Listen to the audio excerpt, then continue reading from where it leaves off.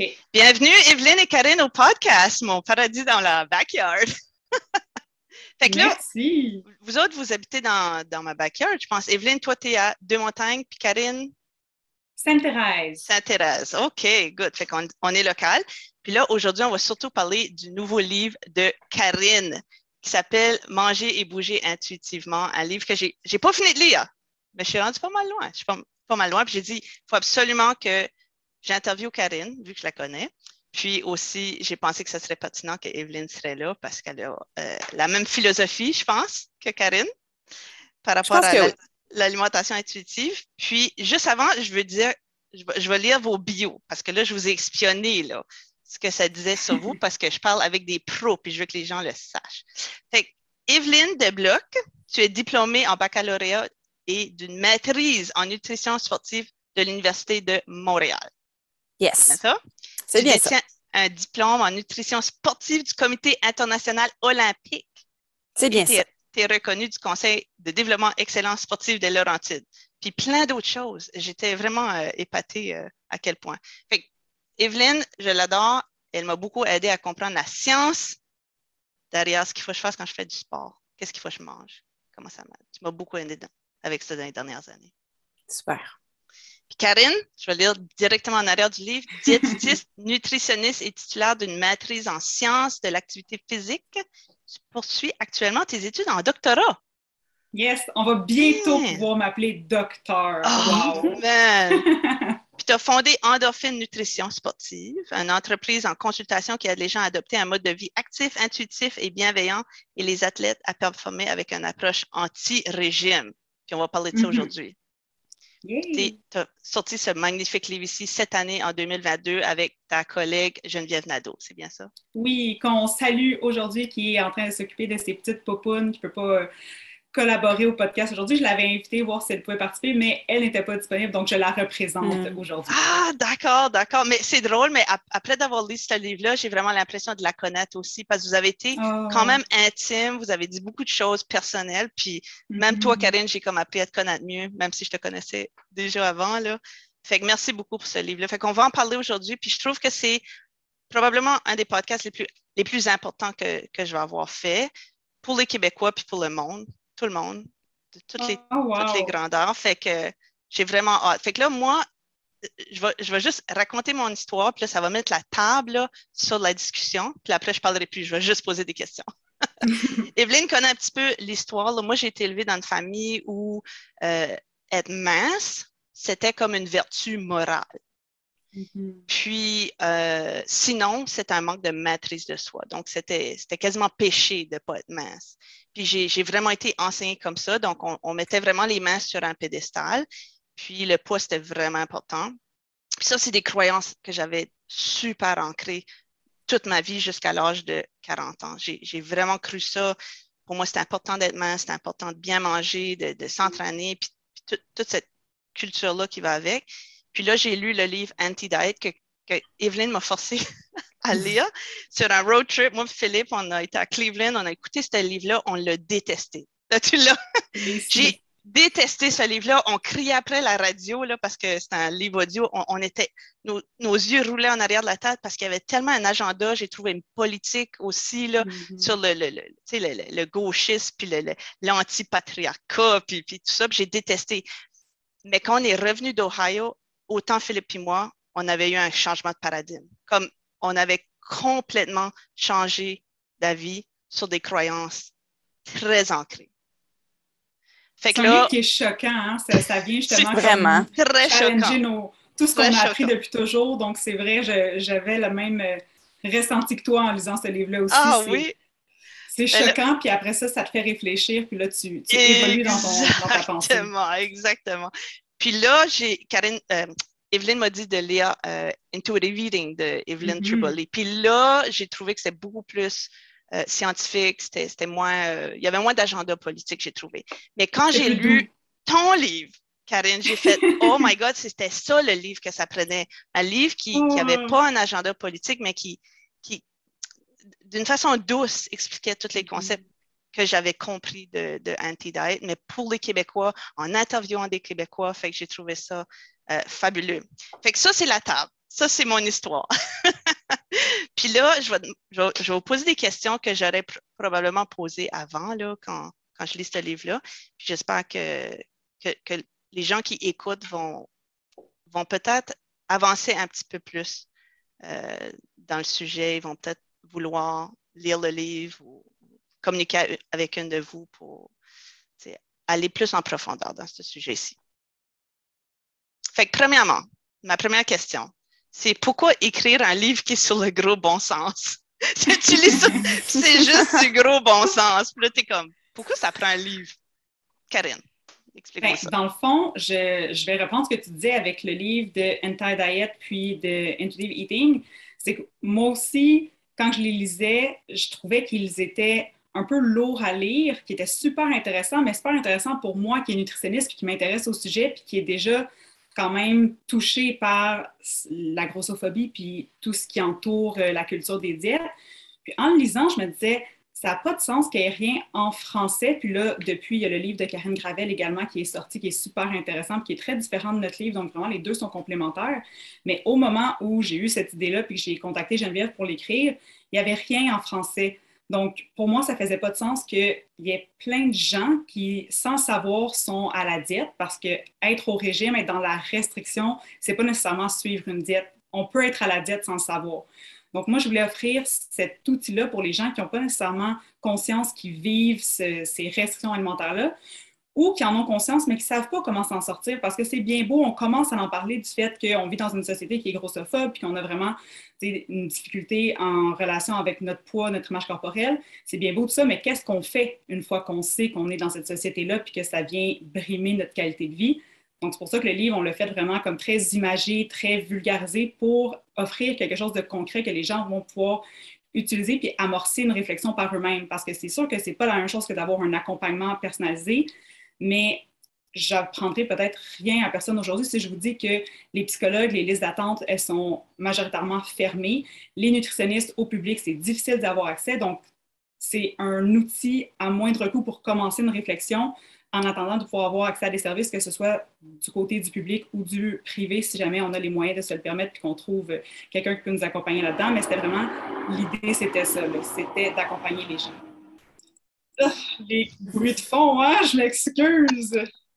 Oh! On va essayer de nettoyer ça. Chantal, après. ça reste que le gros bon sens, là, ça l'est pour toi, mais ça ne l'est pas nécessairement pour la majorité des gens qui sont justement influencés par la culture des diètes puis qui pensent que la réalité, finalement, c'est la culture des diètes. Là. Mm-hmm. Exactement. Je pense que ça, je l'ai compris, que c'est, je ne sais pas comment dire en français, c'est ubiquitous, c'est partout. Evelyne, peux-tu juste nous décrire c'est quoi la culture des diètes pour les auditeurs qui n'ont peut-être jamais entendu cette expression-là? Oui, mais c'est comme en fait, le fait d'avoir un peu une pression globale de la société par rapport au fait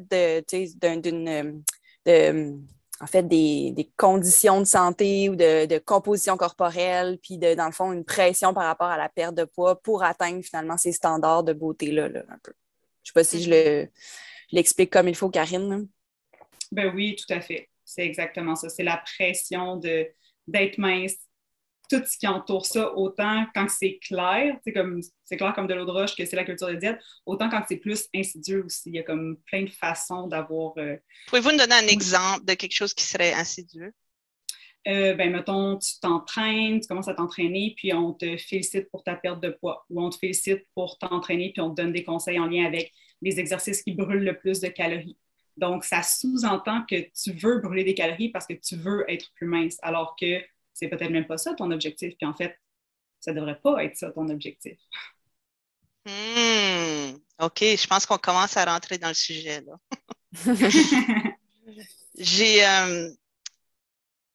Ça, c'était peut-être une chose que je n'observais pas avant. Je vis dans un monde, j'ouvre mon Instagram, je vois des photos de pitounes, j'y pense même pas. C'est juste, c'est là. Je vais dans la rue, je vois des annonces publicitaires, c'est des femmes minces. J'en suis consciente, mais j'en suis inconsciente parce que c'est partout. Puis oui, comme tu as dit, on va féliciter quelqu'un qui a perdu du poids. On va manger des aliments pour pas prendre du poids ou pour perdre du poids. On va, tu sais, les rayons à l'épicerie, ces mots-là reviennent, léger, moins de sucre, moins de gras. C'est partout, partout, partout. Une fois qu'on l'a, on dirait on l'a catché qu'il y a une culture. Puis cette culture-là, si je comprends bien, elle est quand même récente dans l'humanité. C'est pas quelque chose qui existait nécessairement avant. Comment est-ce que la culture des diètes a évolué, mettons, dans les derniers 100, peut-être les derniers 100 ans? Hey, c'est une bonne question, mais je pense que ça, justement, c'est dans les derniers 100 ans que ça a le plus évolué, là, mais ça a toujours été quand même dans les pensées de l'être humain, de changer, de viser un objectif, je cherche le mot, là, pas nécessairement Un une idéal? morphologie. Oui, un idéal, juste dans le fond, autant au niveau de l'emploi, au niveau de l'apparence, au niveau, au niveau salarial aussi, revenu. Bref, je pense que ça date de quand même longtemps, là, mais je ne sais pas qu'est-ce que tu veux dire un peu par l'évolution. Ben, je sais que quand j'étais jeune, il fallait être mince, mince, mince, mince, mince. C'était ça l'objectif. Mais aujourd'hui, c'est plus ça. Maintenant, c'est être musclé, avoir des grosses fesses. On dirait que c'est comme des modes. Ouais. Puis là, il faut que je prenne mon corps et j'essaie de le fitter dans un moule qui est à la mode cette année. Puis, je ne sais pas si c'était comme ça dans le temps de mes grands-parents. Je ne pense pas que c'était comme que c'est là. Mais en fait, je pense que tu mets un point sur le fait que c'était pas comme ça au moment de tes grands-parents. Au moment de tes grands-parents, il n'y avait probablement pas les réseaux sociaux. Ouais. À l'époque, on se comparait aux gens de notre village ou aux gens de notre entourage, puis les modèles de beauté qu'on voit dans les réseaux sociaux, c'est des exceptions. Il y en a des gens qui ont ce corps-là sans nécessairement avoir à se battre tant que ça pour l'avoir. On connaît tous quelqu'un qui est mince puis qui mange n'importe quoi puis qui ne s'entraîne pas puis qui n'a pas nécessairement de saines habitudes de vie. Sauf que là, maintenant, on est exposé majoritairement à ces corps-là, donc on a l'impression que c'est ça la norme. Alors que quand on n'avait pas accès aux réseaux sociaux, aux médias autant que ça, ben oui, il y avait peut-être une personne plus mince dans le village, mais elle n'était pas autant exposée, puis elle était un certain pourcentage dans ce qu'on voyait dans la représentation. Puis je pense que c'est pour ça que c'est important d'avoir une plus grande diversité corporelle dans nos médias, dans tout ce qui est visible, notamment pour nos jeunes. C'est très difficile pour les jeunes. Les pourcentages de troubles de comportement alimentaire ils ont explosé depuis la pandémie. Pourquoi? Parce que les jeunes étaient enfermés chez eux. Il y avait juste ça à faire, être sur les réseaux sociaux. Fait qu'il faut s'imaginer que ces jeunes-là sont en train de bâtir leur identité en se comparant à des modèles de beauté qui sont irréalistes. Puis on l'a tous déjà fait, là, prendre des photos puis choisir celle qui était le plus avantageux pour le mettre sur nos réseaux sociaux. Jamais. On l'a tous déjà fait. Là. Donc, il faut se dire que même les personnes qui publient sur leurs réseaux sociaux, ce qu'on voit, c'est pas la réalité. Elles n'ont pas... Elles sont dans leur meilleur angle, sur leur meilleur jour, puis là, on n'embarquera pas dans les applications, les filtres, tout ça, là, ça vient rajouter une couche dessus. Mais je dirais, comme Evelyne disait, ça fait quand même longtemps que les gens se comparent les uns aux autres. Ce qui a changé, je pense que c'est vraiment l'accessibilité. Exactement. Puis, ça change au fil du temps, puis ça change d'un endroit à l'autre dans le monde. C'est pas partout que c'est ça, le standard de beauté, mais disons qu'en Amérique du Nord, là, au niveau occidental, ben, ça a passé des femmes très, très, très longiliques et minces à Kim Kardashian. Comme tu disais tantôt, les fesses un petit peu plus bombées. Oui, c'est intéressant. Mais ça, c'est peut-être un bon pont pour parler du poids naturel. Parce que tu as dit, il y en a des filles ou des gars qui ont rien à faire, puis ils ont un peu l'idéal. Ils ont un peu le corps que tout le monde veut, puis ils font rien. Ça, c'est l'art naturel. Peux-tu plus... Je pense que Karine t'en a parlé dans le livre du poids naturel. Peux-tu un petit peu juste expliquer c'est quoi l'idée, là? Oui, puis c'est pas un concept que j'ai inventé, là. Probablement qu'Evelyne serait capable de vous le définir aussi, mais dans le fond, le poids naturel, c'est le poids dans lequel notre corps va être bien, dans lequel on n'a pas besoin de se battre pour le maintenir. T'sais, on a tous un certain poids là, que peu importe ce qu'on fait, on va tout le temps revenir un petit peu dans ce range-là quand on n'est pas tout le temps en train d'essayer de faire des diètes puis essayer de perdre du poids. Parce que quand on essaye de perdre du poids, souvent, on va avoir tendance à reprendre le poids qu'on a perdu puis à faire finalement le fameux yo-yo. Alors que quand on a des habitudes de vie qui sont relativement saines, sans se mettre de pression de performance au niveau de la santé non plus, mais quand on bouge parce que ça nous fait du bien, ça nous fait plaisir, quand on mange des aliments qui nous font du bien sans nécessairement tomber, encore une fois, dans la perfection de l'assiette équilibrée, mais que grosso modo, on a des habitudes de vie qui nous conviennent, et notre poids va être dans une certaine un certain range. C'est pas un poids précis, le poids naturel. C'est un poids autour duquel on a tendance à rester. Une fourchette, no pun Exactement. intended, là, mais OK. Puis moi, j'ai vu ça. Je pense pas que j'ai des troubles alimentaires. J'ai peut-être eu de l'alimentation troublée dans le passé, mais Evelyne, elle connaît assez exactement comment je mange depuis plusieurs années. Puis je pense que je suis assez équilibrée par rapport à ce que je lis. Tu sais, je fais pas beaucoup de restrictions, je me permets quand même des choses. Puis j'essaie de pas trop culpabiliser ou j'essaie de plus du tout culpabiliser.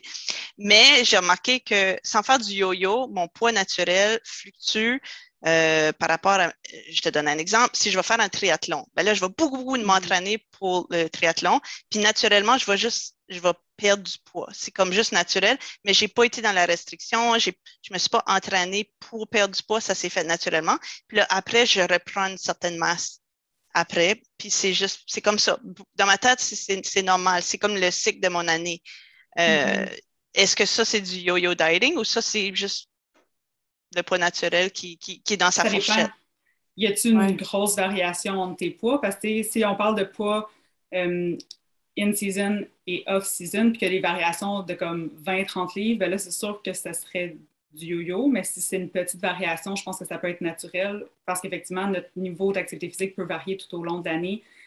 Je pense que ce serait un petit peu ça, moi, qui me permettrait de déterminer si c'est une grande variation ou pas. Je pourrais plus te le dire, Karine, parce que j'ai jeté ma balance, je l'ai balancée à la poubelle. Fait que j'imagine que c'est peut-être 5, 6, 7 livres là, de différence. J'imagine. Mais moi, je te dirais, tu sais, ça a quand même du sens. Ouais, je travaille quand même avec beaucoup d'athlètes en sport de catégorie de poids. Puis, tu sais, en fait, là, je leur recommande d'essayer de maintenir justement un certain poids naturel qui est de plus ou moins 5 de ton poids. Fait que, tu sais, des grosses variations, ben, de 10, 20, 30 livres entre des combats, mais ça, évidemment, ça va causer des troubles, soit de comportement alimentaire ou éventuellement troubles alimentaires en soi, là. Mais tu sais, ça reste que oui, il y a des variations aussi qui vont être liées à ton environnement. Il ne faut pas oublier ça. Tu sais, même si, par exemple, tu es au Québec, tu déménages, par exemple, en Inde, bien, ton environnement va changer, ta dépense énergétique va changer, ton type d'alimentation va changer, ton poids naturel va changer, il va s'adapter en fait à ta situation. Fait que, tu sais, c'est toujours avoir en tête, oui, on a un poids naturel, mais on a un poids naturel en fonction de notre environnement puis de nos habitudes de vie. À partir du moment où on change tout ça, ben, on risque aussi de changer de composition corporelle et peut-être de poids, mais pas nécessairement, en fait, de poids. C'est ça, parce que le poids est affecté par plein de choses. Je pense qu'on a parlé de ça. Tu avais une page, hein? Tout ce qui peut affecter le poids. Puis le nom est dans la là. présentation. Oui, mais pas nécessairement tout, parce qu'il y a vraiment beaucoup de choses qui influencent le poids, hein? Comme il y a les principaux qui sont connus, mais je ne sais pas, Evelyne, dans la présentation que tu as faite, avais-tu le graphique très spaghetti, là, genre tout qu'est-ce qui... Le graphique, ça te dit quelque chose? Ah, non. OK. Zut. Je pensais que c'était de ça que vous parliez.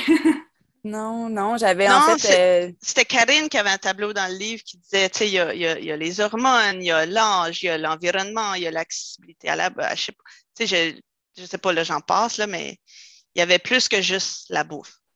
Oui, ben en fait, si on fait référence au livre, là, effectivement, il y a comme les facteurs modifiables sur lesquels on a du contrôle, puis les facteurs non modifiables, ceux sur lesquels on n'a pas de contrôle.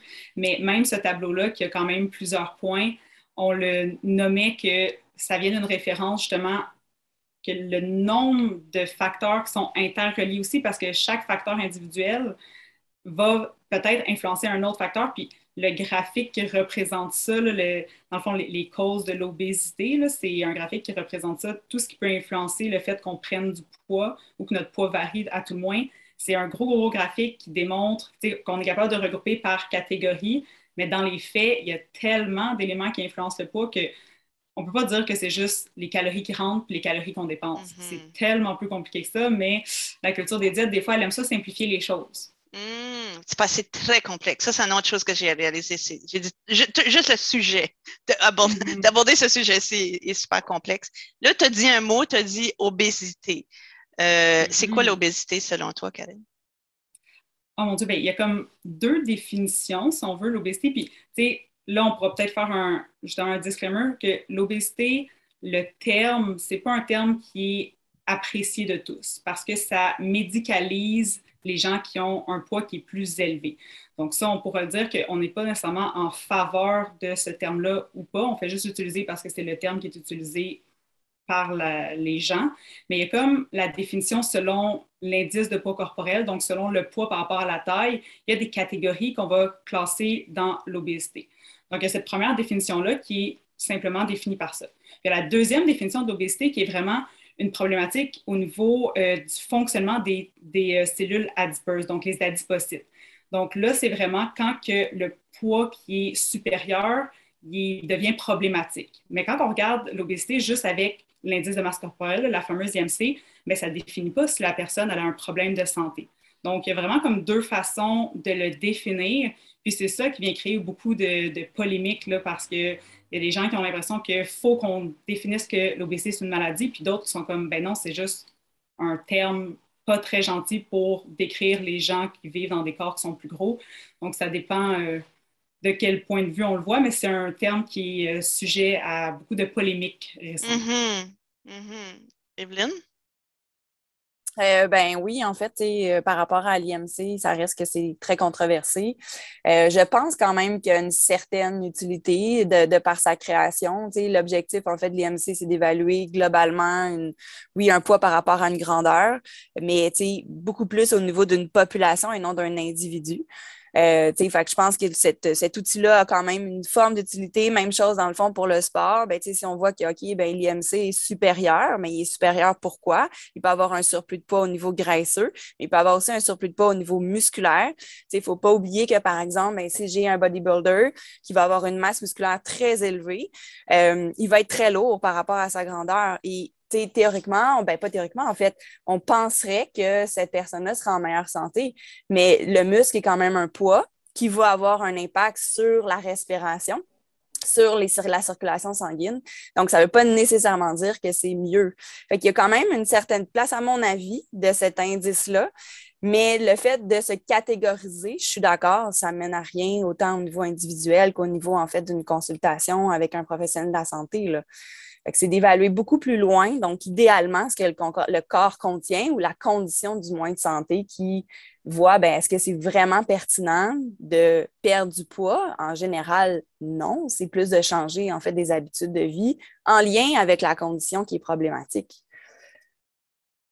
OK, tu viens de déballer beaucoup, beaucoup de choses dans juste Excuse-moi, c'est comme je vous écoutais, puis là, j'étais comme, oui, il y a tout ça là aussi. Mais OK, fait que si je comprends bien, moi, OK, mettons que je vais chez le docteur, j'ai une condition X, là, je m'en vais voir le docteur, puis il me pèse, puis il dit, oh, ton IMC est trop élevé. Est-ce que c'est un diagnostic qui fait du sens?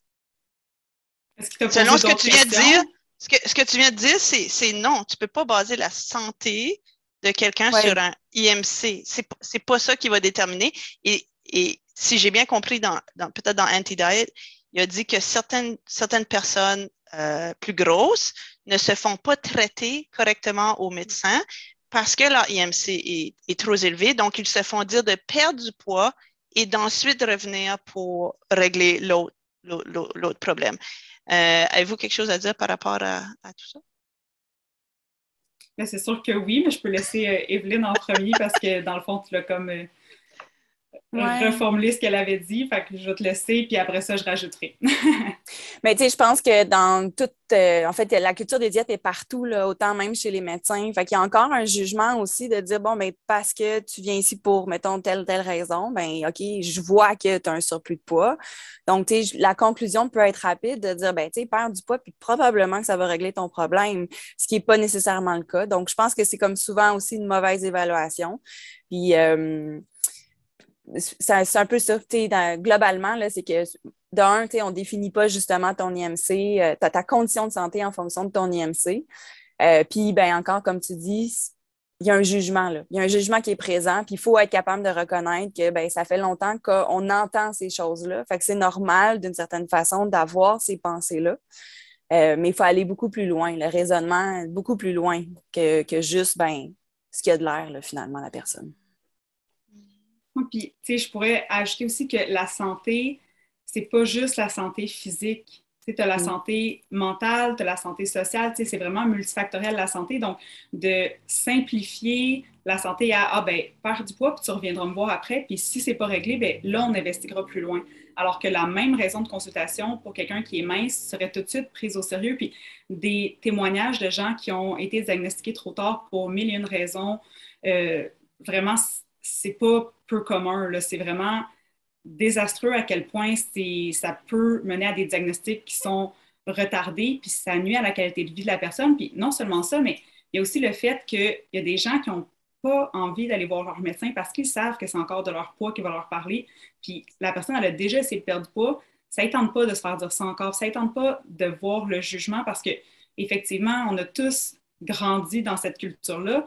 On a tous été éduqués aussi par cette culture-là. Là. Au baccalauréat, on entendait parler justement de l'importance de la perte de poids, etc., etc. Mais dans les faits, si c'était si simple que ça, là, perdre du poids, on n'aurait pas ce discours-là, on n'aurait pas besoin d'en parler en ce moment. Donc, de se laver un petit peu les mains et faire comme perdre du poids, mais alors que la personne ne peut pas nécessairement, en quoi c'est positif, même si c'était vrai que ça l'aiderait d'un point de vue médical, alors qu'on ne le sait pas, si la personne, le médecin ou peu importe quel professionnel te dit perds du poids, mais qui n'a pas évalué si tes habitudes alimentaires étaient déjà adéquates, si tu avais déjà un mode de vie actif, si s'il n'avait pas déjà évalué tout ça, ben peut-être que juste parler des habitudes de vie au lieu de parler de poids, ce serait déjà plus encourageant. Mais ce qui arrive, c'est qu'en plus de donner une recommandation que la personne ne peut peut-être pas atteindre, parce que peut-être que oui, peut-être que la personne elle a des habitudes de vie qui pourraient être travaillées puis pourrait perdre du poids en le faisant, mais on ne le sait pas parce qu'on ne l'a pas questionné.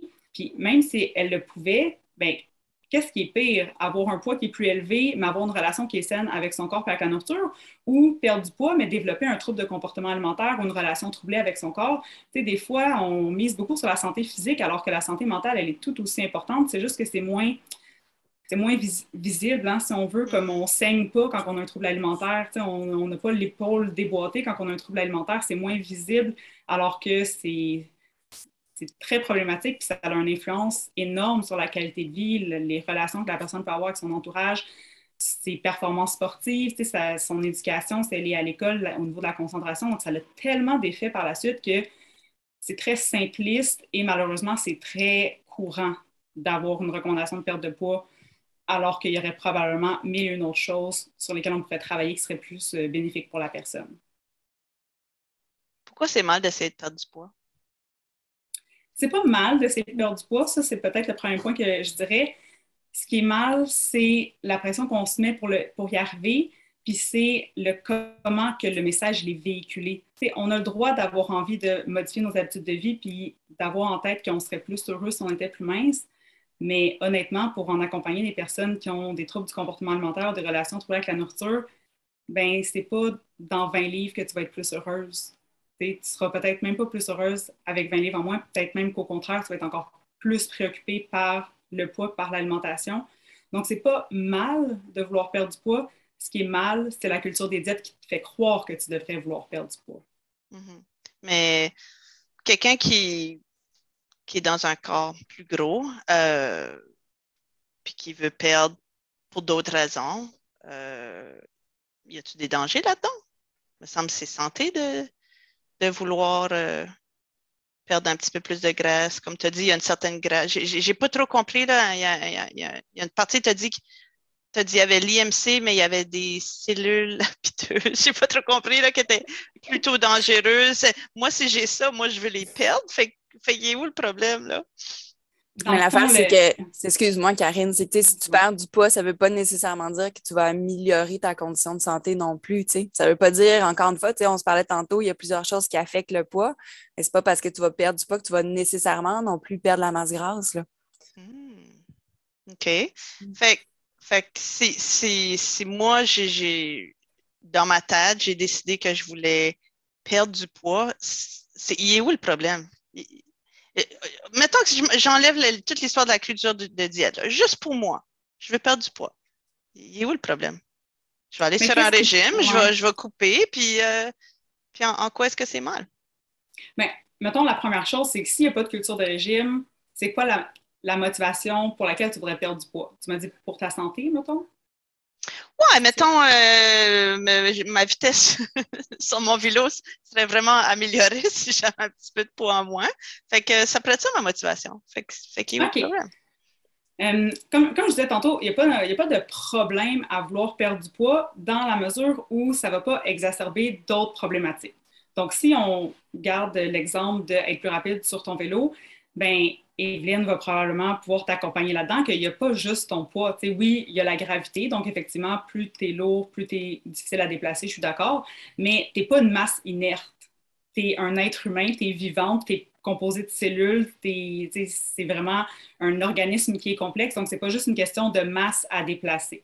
Donc, il y a sûrement d'autres choses sur lesquelles on peut travailler pour améliorer ta vitesse de vélo. Si tout ça est optimisé puis que tu as le potentiel de perdre du poids, ça on y reviendra, mais tu as un potentiel de perdre du poids, bien, pourquoi pas? Par contre, si le reste n'est pas optimisé, quand bien même tu pèserais 5 livres de moins, ben, peut-être que de bien dormir pour bien récupérer de tes entraînements serait plus bénéfique pour toi. Donc, c'est de voir tout ça dans un premier lieu. Après ça, le fameux potentiel de perte de poids, plus tu as essayé de faire des régimes, plus tu as essayé de perdre du poids par le passé, plus tu as fait le yo-yo, moins ton potentiel de perte de poids, il est présent. Parce que ton corps, il va se mettre d'une certaine façon en mode défensif, parce que c'est un stress pour le corps de perdre du poids. C'est pas naturel, on n'est pas supposé perdre du poids dans la vie. On est un être vivant qui veut survivre. Ton corps ne veut pas, comme toi, tu veux peut-être un six-pack, mais ton corps, lui, il ne veut pas un six-pack. Le gras, pour lui, c'est des réserves. C'est comme ton compte en banque. Tu ne veux pas vider ton compte en banque, ben lui non plus. Il va avoir un minimum de réserves, mais il ne veut pas nécessairement en avoir trop pour rien, parce qu'effectivement, il ne veut pas nécessairement avoir à en transporter de surplus. Donc, normalement, ton corps va vouloir aller dans un poids que lui se sent confortable. Puis si de vouloir perdre du poids, ça peut justement contribuer à développer un trouble de comportement alimentaire, parce que souvent, c'est un des principaux déclencheurs de troubles de comportement alimentaire, bien, la perte de poids, à ce moment-là, elle n'est pas bénéfique pour toi. Donc, c'est vraiment de peser le pour et le contre, de voir ton portrait global, c'est quoi la relation que tu as déjà avec ton poids à la base. Si tu le fais de façon très, très neutre, puis que tu as un potentiel de perte de poids, comme à chaque année, quand tu commences à faire ton triathlon, tu perds à peu près 5-10 livres, puis que tu le sais que tu le reprends l'hiver, puis que le printemps, tu le repères, puis que c'est un cycle qui est naturel pour ton corps, fine. Mais s'il faut que tu sois dans la restriction pour y arriver, puis que ça devient un combat contre toi-même, puis que ça fait en sorte que tu es peut-être moins à l'écoute de ton corps, que tu es peut-être moins concentré dans tes entraînements. Donc, au lieu de développer tes habiletés techniques dans ton sport, tu es juste concentré à l'apparence que tu as.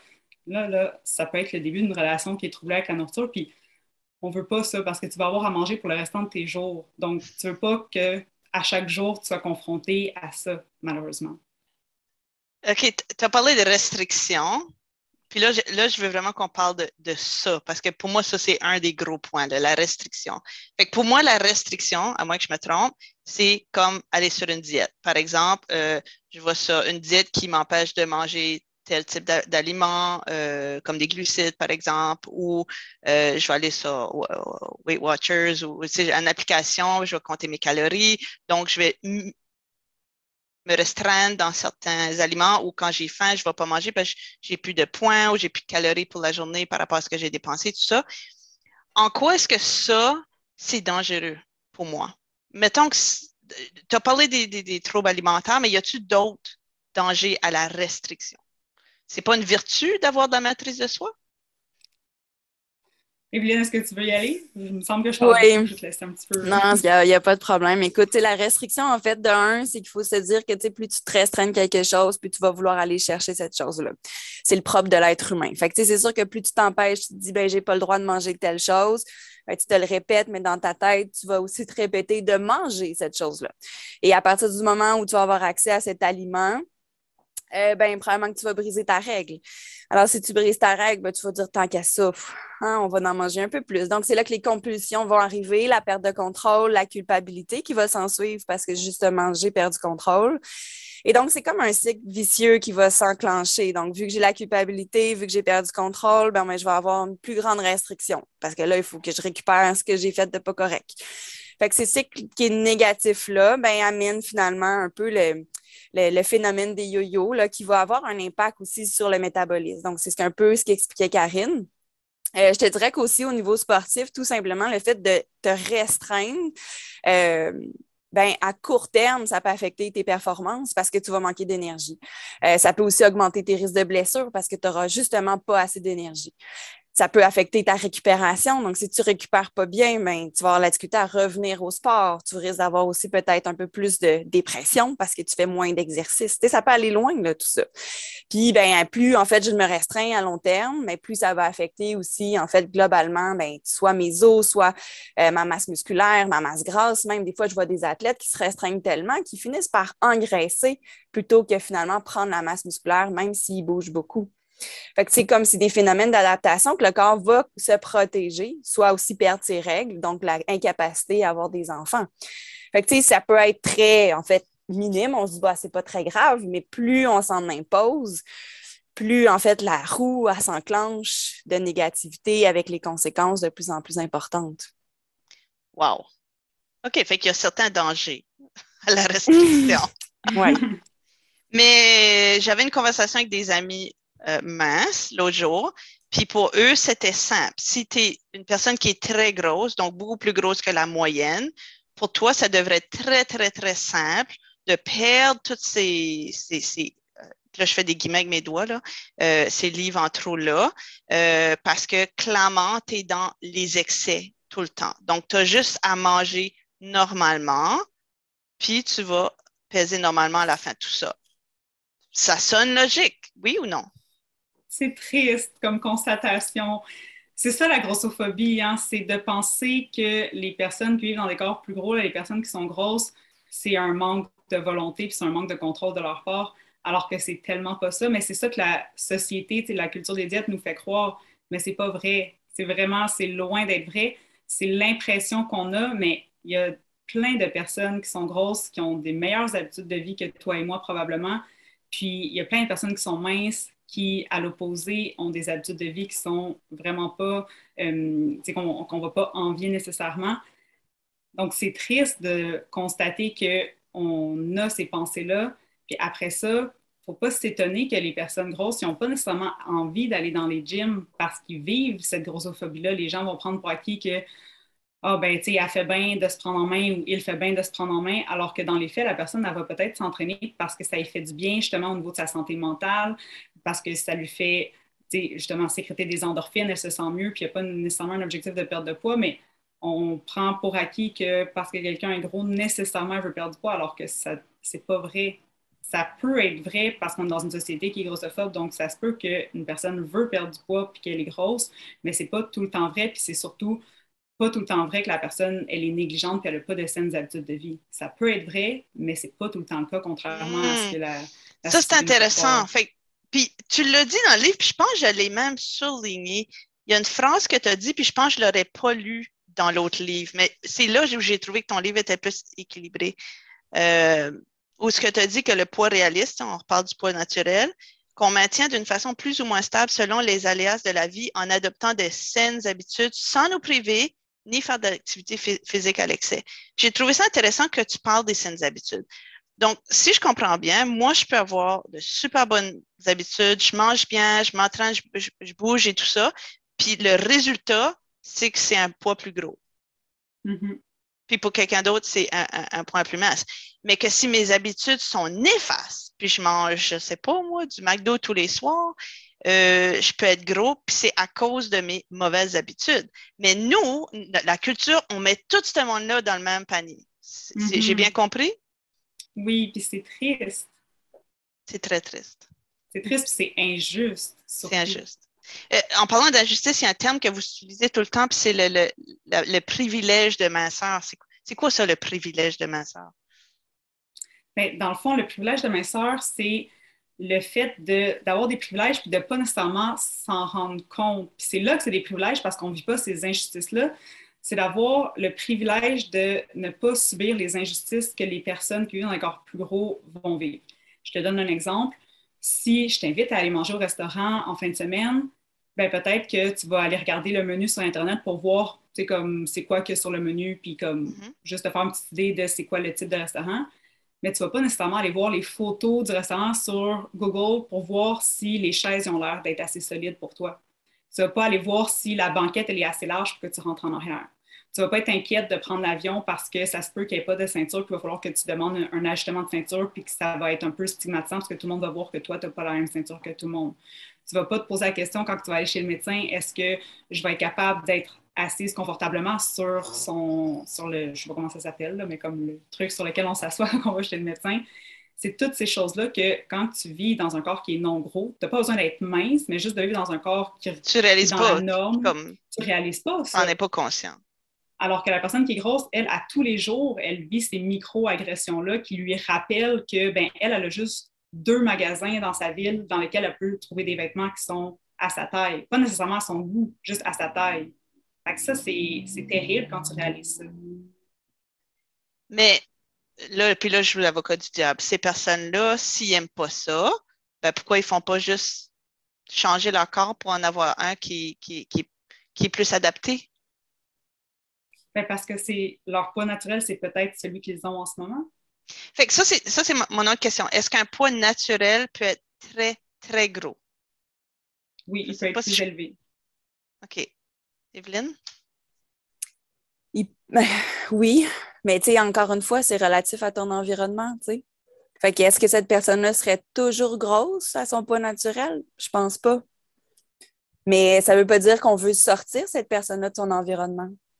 Tu sais, est-ce que c'est son choix? Parce que c'est aussi ça, là, tu sais, c'est oui, tu veux quelque chose. Est-ce que tu es prête à changer ta vie pour ça? Tu sais, c'est ça aussi. Est-ce que ça va vraiment t'apporter des changements positifs de changer ta vie?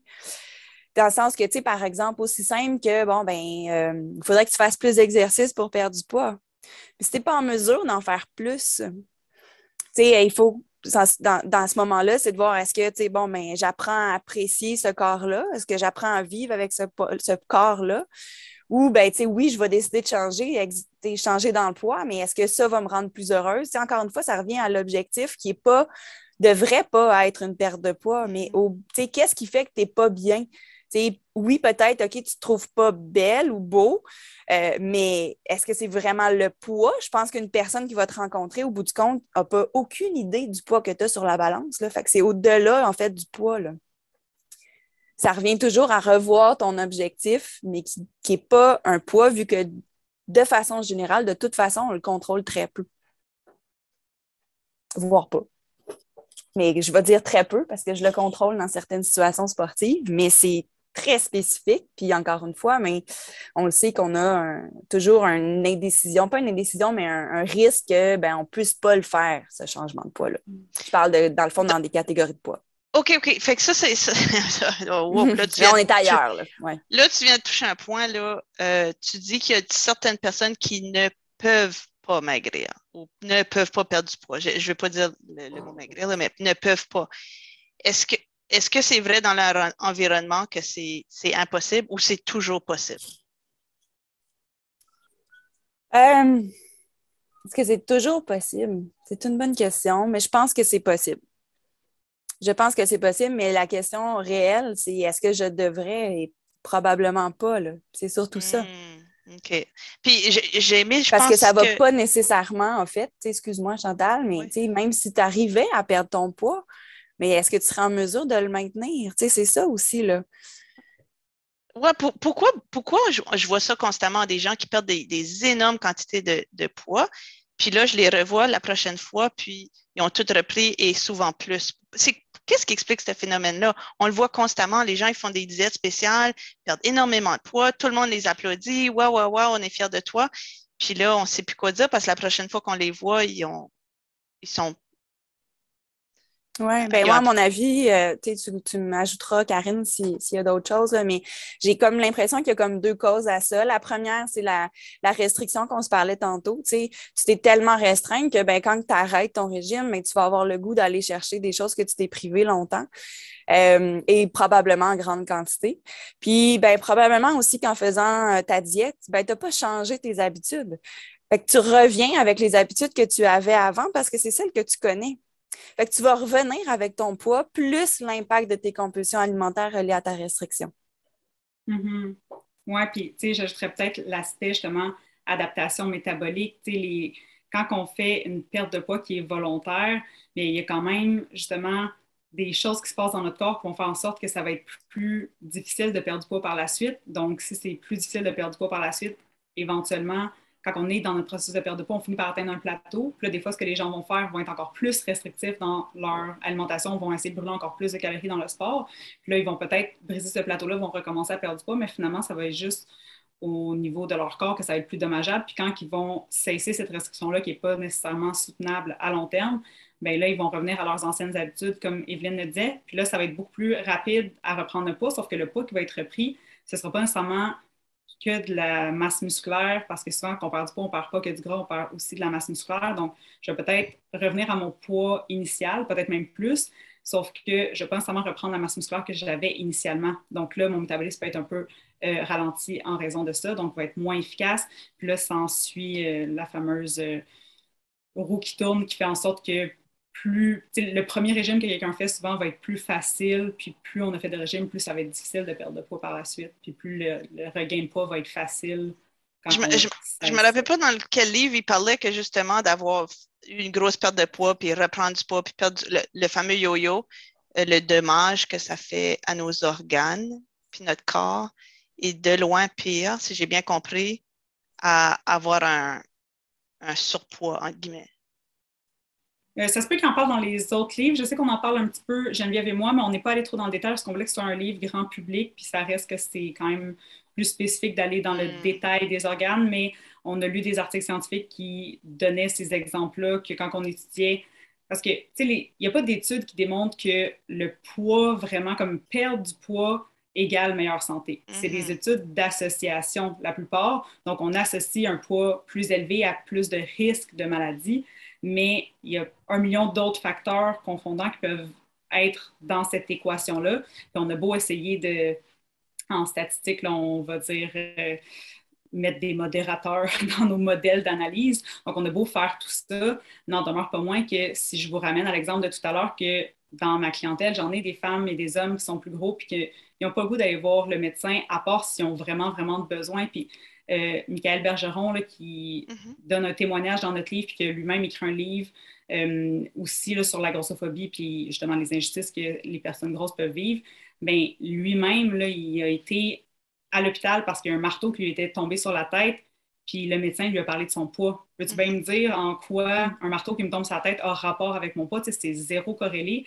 Donc, des fois, on fait des liens qui sont faciles, puis tu sais, quand on fait de la science, justement, c'est plus facile de se baser sur ce qui est connu que d'essayer d'aller chercher encore un petit peu plus loin. Donc, il n'y a pas que le poids dans la santé. Ça peut être un facteur de risque de certaines maladies, mais c'est vraiment, vraiment pas le seul. Il ne faut pas oublier qu'il y a 1 million d'autres choses qu'on doit prendre en considération qui sont plus difficiles à évaluer. Parce que, tu sais, mettre quelqu'un sur une balance, avoir un chiffre, c'est facile. Après ça, aller mesurer tous les facteurs environnementaux, économiques, socioculturels, tout ça, c'est beaucoup plus difficile à évaluer, là. Donc, voilà. Bien répondu. À plus. Puis, donc, prochaine fois que je vois quelqu'un qui a perdu beaucoup de poids, je leur dis quoi? Je leur dis rien. Non, c'est pas vrai. Est-ce que je les félicite? Est-ce que je les applaudis? Non, pourquoi tu ferais des commentaires, en fait? Parce que c'est ce que tout le monde fait. Fait que pourquoi j'arrêterais? C'est normal d'applaudir quelqu'un. Non, tu fais jamais ce que tout le monde fait, Chantal. Voilà. En fait, quand j'ai fini Anti-Diet, j'ai pleuré. Puis moi, je pleure à peu près 1 fois ou 10 ans. Oh mon Dieu, OK. Je ne suis pas une broyeuse, mais j'ai pleuré.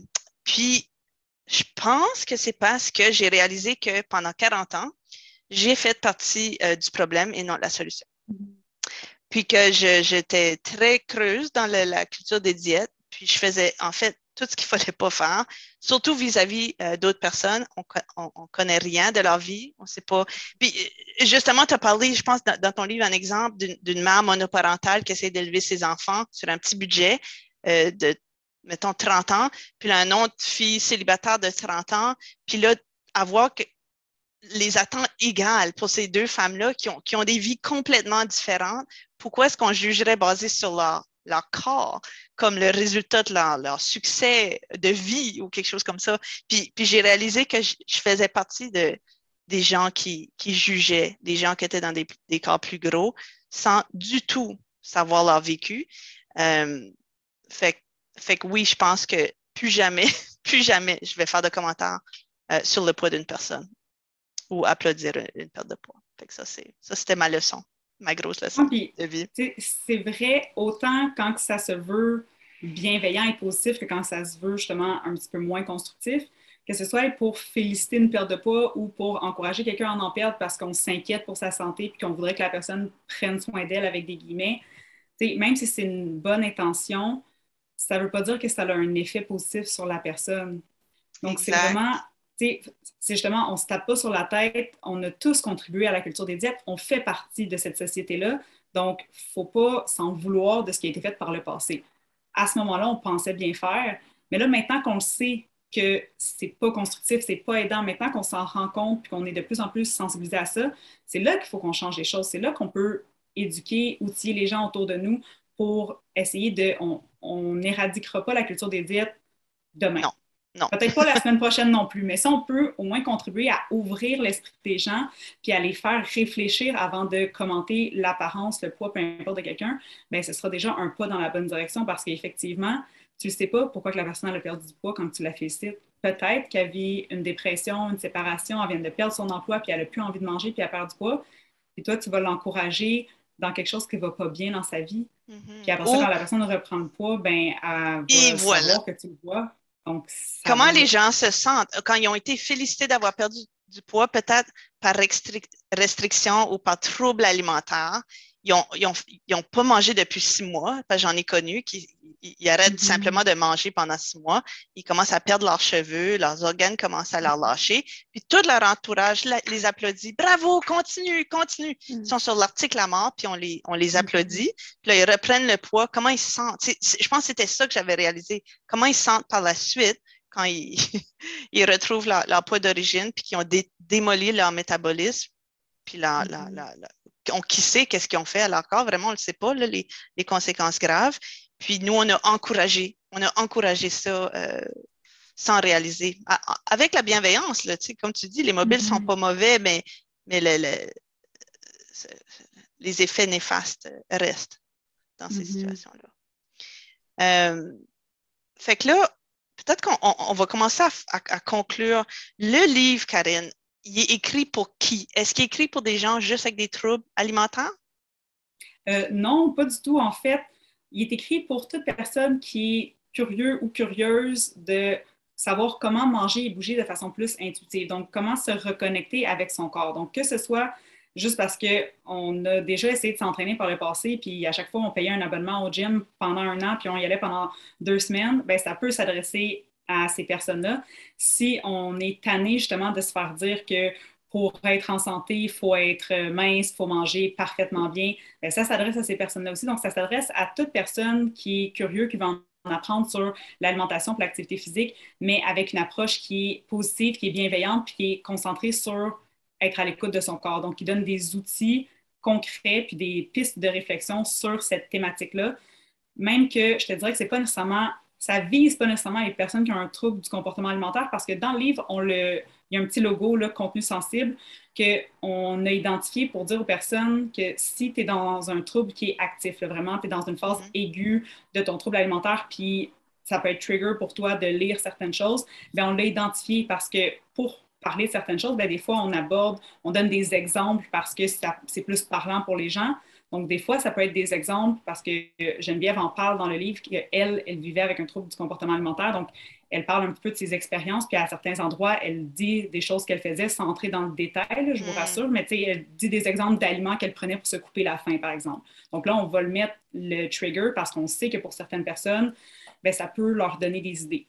Donc, ça peut aider les personnes qui vivent avec un trouble de comportement alimentaire à amorcer une réflexion puis à réfléchir, mais c'est sûr qu'il y a certaines parties qu'on a identifiées au cas où ça les choquerait, mais ça s'adresse à toute personne vraiment qui veut pousser un petit peu plus dans ce domaine-là de l'alimentation et de l'activité physique qui est plus intuitive, qui est plus axée sur l'écoute de soi, puis de trouver un équilibre dans nos habitudes de vie. Donc, oui, de bouger, oui, de bien manger, mais pourquoi on le fait? Vraiment de se reconnecter à nos motivations, qu'on va dire intrinsèques, là, qui est vraiment liée à mes valeurs, puis que je le fais parce que ça me fait du bien, ça me fait plaisir, et non pas parce qu'il faut.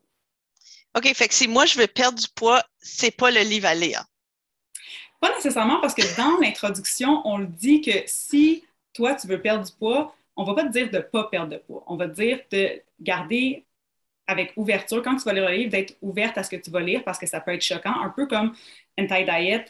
Ça se peut qu'il y ait certaines choses qu'on va dire qui vont te choquer parce qu'effectivement, on parle de grossophobie, mais ça peut peut-être t'aider à réaliser que, ben, peut-être que la perte de poids, tu te donnes ça comme objectif pour répondre à un besoin qui pourrait être répondu autrement puis qui va être beaucoup plus positif pour toi de l'aborder de cette façon-là plutôt que de viser une perte de poids. Mais c'est sûr qu'il n'y a pas de plan alimentaire à 1200 calories dans le livre, ça, je peux te le dire tout de suite. Je pense que tu le dis dans le livre.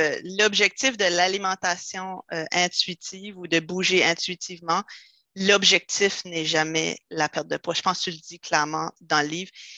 Evelyne, peut-être de tes mots, comment toi tu décrirais ça, manger et bouger intuitivement? Comment tu encouragerais quelqu'un à faire ça? Je pense que les gens, ils pensent que c'est juste, ben, je mange à ma faim puis je mange pas trop. Ça se résume à ça. C'est quoi manger intuitivement, Evelyne? Ben, je vais te donner aussi plus mon côté de nutrition sportive là, qui travaille avec beaucoup d'athlètes. Parce que, tu sais, souvent, on partage justement l'alimentation intuitive comme il faut que j'écoute justement juste mon intuition. Tu sais, j'ai le goût de ça là, puis ça va être ça. Mais il ne faut pas oublier aussi le côté intellectuel du fait que, tu sais, on a aussi la capacité, on a une certaine éducation en nutrition, on a des connaissances qu'il ne faut pas oublier. Fait que, tu sais, c'est de comprendre, OK, bon, ben, je vais respecter mon corps. Je vais être en mesure de dire, OK, ben, j'ai besoin de nutriments, puis j'ai besoin de quel genre de nutriments pour ce que je m'apprête à faire ou selon la situation. Puis en même temps, ben, c'est quoi que j'ai envie de manger? Tu sais, on est capable de toujours faire une combinaison de ces deux points-là. Donc, de vraiment dire, OK, c'est quoi j'ai besoin, mais c'est quoi aussi j'ai envie, puis d'aller vers cette allée-là. Mais aussi d'être en mesure de se respecter au niveau aussi de la satiété, de dire, OK, ben, tu sais, je respecte ma faim, mais je respecte aussi ma satiété. Puis au niveau sportif, ben, ça va te permettre aussi de dire, ben, si je suis pas complètement plein, ben, je vais me sentir confortable. Je vais me sentir confortable aussi pour faire du sport. Fait que, tu sais, l'alimentation intuitive, c'est vraiment, à mon avis, là, un mix vraiment de connaissances, puis oui, d'intuition, en fait, du côté, en fait, vraiment, tous les jours, c'est quoi que j'ai besoin, mais que j'ai envie aussi, parce qu'il faut faire confiance à ton corps. Tu sais, si, en fait, on a des envies de sucre, bien, ça se peut qu'on avait juste besoin de manger plus de glucides cette journée-là, ou on a dépensé plus d'énergie. Puis si on a des envies de sel, bien, peut-être qu'on a sué plus que d'habitude, puis là, bien, le corps demande, en fait, de venir aller chercher cette hydratation-là qu'on a perdue au niveau des électrolytes, donc on a besoin de manger plus de sel. Fait que c'est beaucoup, en fait, applicable au sport. Puis c'est ce que j'essaie de faire, en fait, avec mon travail, là, mais c'est vraiment un type d'alimentation qu'en fait, tout le monde devrait suivre, à mon avis. Puis même quand tu me dis, ben, tu sais, je ne devrais pas acheter ce livre-là si je veux perdre du poids. Au contraire, tu sais, tu vas apprendre pourquoi ça ne vaut pas la peine de perdre du poids, tu sais. Puis c'est quoi qu'il faut que tu changes dans tes habitudes de vie pour tout simplement plus y penser, là. Ouais. Bien répondu, Evelyne. Je te donne un collant toi aussi. À plus. Karine, est-ce que tu secondes?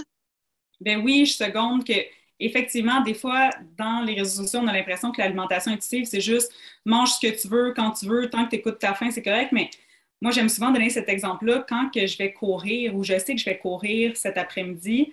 Ben, même si j'ai vraiment, vraiment envie, là, maintenant, de manger un aliment en particulier, si je sais que cet aliment-là, il est lourd et difficile à digérer, ou, tu sais, peu importe c'est quoi, là, que ce soit un aliment qui est considéré comme nutritif ou pas, tu sais, ça pourrait être justement 3 toasts au beurre de peanut, ben, comme ça se peut que moi, le beurre de peanut, je sais que quand je vais courir une demi-heure après, je vais le roter, ben, même si c'est ça que j'ai le goût de manger maintenant, même si c'est des aliments du beurre d'arachide naturel avec un petit pain de blé entier, blablabla, mais je suis capable de me projeter dans le temps, puis c'est d'être bienveillant envers moi-même, de me dire comme, ben mes toasts, je peux les prendre plus tard, puis tu sais, je donne l'exemple des toasts, ça pourrait être une poutine, ça pourrait être des chips, ça pourrait être n'importe quoi. Même si j'ai le goût de manger ça maintenant, si je me projette dans le temps, puis que je réalise que ben, mes connaissances en nutrition, puis mes expériences passées, font en sorte que je sais que, ben oui, maintenant, ça va satisfaire mes papilles, mais peut-être que l'ensemble de mon corps ne va pas en bénéficier. Ben, j'ai le droit rationnellement de me dire, ben, je vais attendre un moment qui est plus opportun pour manger ça. Puis même chose pour l'activité physique. Si j'ai un plan d'entraînement pour atteindre un objectif sportif, peu importe lequel il est, ben je peux des fois me dire, oh, ça me tente pas un matin, mais si j'évalue comment je me sens dans mon corps, ben je pense que j'ai l'énergie pour le faire, puis ça va me faire du bien d'aller m'entraîner, ben go, je vais y aller. Donc, c'était peut-être pas intuitif, là, mon cadran est ça dans 5h30, ça me tente peut-être pas, mais une fois que je suis dedans, je sais que ça me fait du bien. Puis à l'inverse, ben, ça se peut que mon plan d'entraînement me dise que je devrais m'entraîner aujourd'hui, mais que je suis encore courbaturée de mon entraînement de la veille ou de l'avant-veille, puis peut-être que dans le fond, je suis mieux de m'écouter puis d'aller faire une course en continu au lieu de faire des intervalles de défoncer, parce que cette journée-là, c'est ça que ça me fait du bien, puis peut-être que cette journée-là, ce qui me ferait du bien aussi, c'est une journée de repos, même si c'était pas ça qui était prévu à mon plan d'entraînement. Donc, c'est oui, d'écouter son corps, ses envies dans le moment présent, mais c'est aussi d'être capable de se projeter dans le temps, de savoir qu'est-ce qui me ferait du bien. Donc, ça rejoint tout à fait ce que Evelyne disait. Je suis 100% d'accord avec la façon que tu l'as présenté, Evelyne. OK. Fait que si j'ai bien compris, je vais juste résumer, il y a comme deux facettes à l'alimentation intuitive. Il y a une facette que c'est intellectuel. Je réfléchis à ce qui va me faire du bien, je réfléchis à ce que j'ai besoin, mais je m'écoute en même temps pour savoir que j'ai le goût. Donc, c'est correct. Sans mettre de règles ou de restrictions, je peux quand même avoir une réflexion intelligente, puis de prendre une décision sur ce que je vais manger, même si c'est peut-être pas la chose que j'ai le goût de manger, c'est peut-être la chose que j'ai besoin de manger parce que je m'en vais faire telle chose. Mais la partie intuitive, c'est vraiment d'écouter. Puis là-dessus, je pense que tu as parlé de quelque chose que j'ai trouvé vraiment intelligent, là. Est-ce que tu es capable d'écouter tes battements de cœur? Le show d'une chose à l'autre, mais dans tout ça, là, ça me fait penser, OK, si je peux entendre mes battements de cœur, je suis connectée avec mon corps, donc je suis plus intuitif avec mon corps. Donc, cette partie-là, on dirait, oui, beaucoup de gens ont de l'intelligence, ils savent exactement comment les aliments fonctionnent, mais ils sont déconnectés de leur corps, ils n'écoutent plus leur corps. Qu'est-ce qu'on fait? Karine, peux-tu juste plus expliquer? Là, je suis un petit peu mélangée, puis j'ai de la misère à m'exprimer, là. Mais c'est quoi ça, cette intuition-là de connexion corps-cerveau? Bien, dans le fond, c'est que on est dans une société où notre cerveau est beaucoup, beaucoup, beaucoup stimulé par ce qui se passe à l'extérieur. Puis même dans nos pensées, des fois, on est beaucoup dans l'appréhension de quelque chose, on est beaucoup dans la planification, on est beaucoup dans la réflexion. Puis ça fait en sorte que, ben, des fois, ça fait longtemps qu'on ne s'est pas connecté à ce qui se passe à l'intérieur de nous.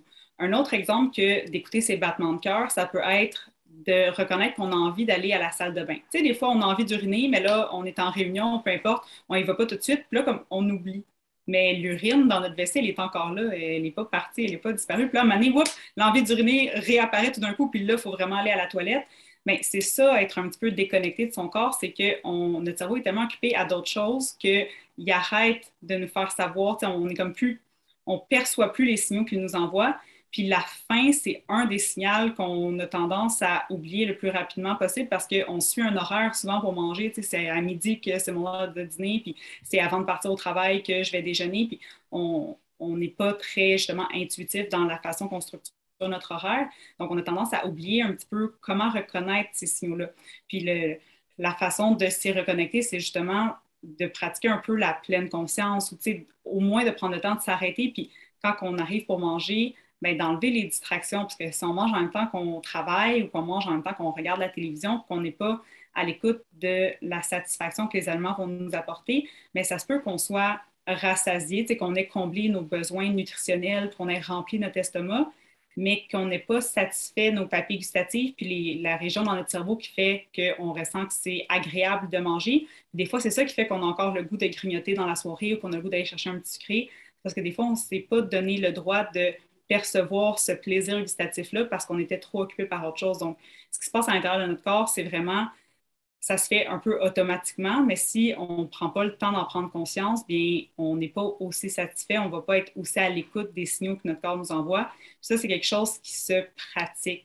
C'est pas du jour au lendemain, tu fermes ta télévision puis tu manges à table, bien, ça se peut que ça soit difficile de le faire. Puis c'est pour ça que dans le livre, on donne des exercices dans les différents chapitres selon le sujet du chapitre pour essayer d'aider les gens à se reconnecter à leur corps puis à faire des réflexions en lien avec ça parce que on est dans une société qui encourage la performance, hein, pas juste la performance sportive, mais la performance au travail, la performance dans la famille, la performance que la maison soit propre. Nommez les performances qui vous tentent. On n'est pas beaucoup dans le... Ça gagne en popularité, là, le slow living, puis prendre le temps, puis se donner le droit de ne pas être parfaite. mais c'est pas encore acquis pour beaucoup de gens. Donc, si on peut retenir quelque chose, c'est justement de prendre un petit peu plus le temps d'être reconnecté à son corps. Puis oui, comme tu le disais, il y a la partie intellectuelle de l'alimentation intuitive, il y a la partie physiologique, intuitive de j'écoute mon corps, mais la partie aussi émotionnelle qu'on n'a pas abordée, mais c'est vrai que les aliments, ça peut nous rappeler des souvenirs qui sont heureux. C'est vrai que des fois, je vais manger pas nécessairement de façon réfléchie, pas nécessairement parce que j'ai faim, mais juste parce que ça me fait plaisir, j'ai eu une journée stressante, puis ça me réconforte. Je vais au cinéma avec mon chum, j'ai pas nécessairement faim, mais on est là, on a le goût de manger un petit popcorn ensemble. Donc, il y a cet aspect-là aussi qu'on a le droit de manger pour ces raisons-là, au même titre qu'on a le droit d'aller s'entraîner, même si on est raqué, mais que ça nous fait du bien pour notre santé mentale. Donc, c'est de trouver un équilibre au travers de ça. Puis, l'équilibre, justement, c'est de ne pas faire que l'un. Parce que manger ses émotions, ça peut devenir problématique si c'est ma seule solution pour vivre mes émotions. Mais si ça arrive de temps en temps, ben les aliments peuvent répondre à ce besoin-là aussi. Tout est une question de est-ce que je me sens coupable après l'avoir fait? Puis là, finalement, ça a apaisé mes émotions, mais ça en a généré d'autres par la suite qui n'étaient pas plus agréables. Donc, c'est de trouver un équilibre au travers de ça qui est beaucoup plus facile à dire qu'à faire. Ça, je vous l'accorde. Wow! Ben, je pense qu'on n'a pas le choix de lire le livre. Puis après d'avoir lu le livre, il faut lire d'autres choses sur le sujet. Puis peut-être suivre des réseaux sociaux, s'abonner à des choses beaucoup plus intéressantes que juste voir des fesses musclées puis des abdos. Puis peut-être changer notre flux là, sur nos réseaux sociaux. Et Evelyne, je sais que tu as un autre rendez-vous, fait que il va falloir qu'on fasse une conclusion. Puis je suis triste parce que j'ai comme l'impression qu'on vient de gratter comme la surface du sujet. Puis on aurait comme j'ai un million d'autres questions que j'avais préparées, mais on n'aura pas le temps. Mais je voulais vous remercier à vous deux pour ce que vous faites. Je ne sais pas si c'est toutes les nutritionnistes diététiciennes qui sont on board avec le manger intuitivement ou si c'est juste vous deux, je ne sais pas. C'est pas juste nous deux, ça je te rassure. Pas juste vous deux. Puis je pense que c'est de plus en plus. Okay. Mais ça reste qu'il faut en parler, il faut continuer d'en parler. Puis, ouais. OK. Fait que je pense que c'est un podcast super important qu'on vient de faire ensemble. Pour le futur, si on veut communiquer avec vous, vous téléphonez pour peut-être avoir un suivi plus proche. Evelyne, comment qu'on te rejoint si on veut? Oui, en fait, mon bureau il est à Saint-Eustache, à l'intérieur du studio Yoga Idolem. Fait qu'on peut me contacter, aller me voir directement ou aller sur mon site web équilibre2.com. Sinon, tu peux me suivre aussi sur Instagram, eveline.nutritionsportive. D'accord. Puis Karine? Dans le fond, nous, on est une équipe parce que moi, vu que je fais mon doctorat, je ne prends plus de nouveaux clients en suivi actuellement, mais je suis accompagnée de Audrey, que tu connais bien, Evelyne, parce que vous avez fait le même certificat en même temps. Donc, Audrey, Gabrielle et Mégane. Donc, on a un bureau à Sainte-Thérèse dans la clinique MPB. On a un bureau aussi dans le complexe aquatique des Jardins à Mascouche. On fait des suivis aussi en vidéoconférence. Donc, vous pouvez nous trouver au www.endorphinenutrition.com ou sur Facebook et Instagram, là, Endorphine Nutrition, vous allez nous trouver assez facilement. On va faire ça. Merci beaucoup. Puis peut-être on aura une partie 2 à cette conversation, qui sait? Ben oui, avec plaisir. Merci pour l'invitation, Chantal. Merci beaucoup. Merci.